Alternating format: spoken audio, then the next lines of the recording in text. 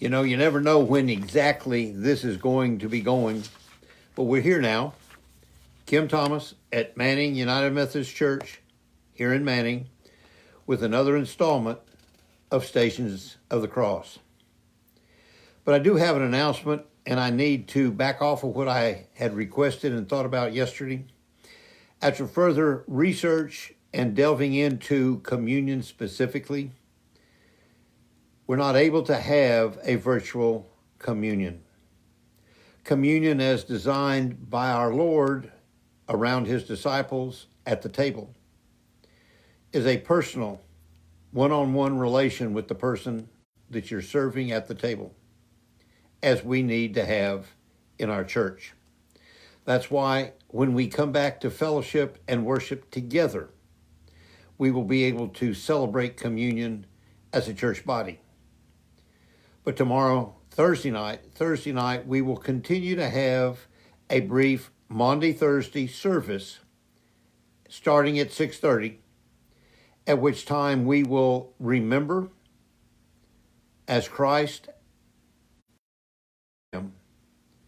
meets with his disciples to transform the Seder meal that reminded them of their victory and their freedom from Egypt many years before. But it was transformed by the Paschal Lamb to the Lord's Supper, which we view as a means of grace. And by that I mean that people, you and me, can meet Jesus at the table because he's there with us as he has promised.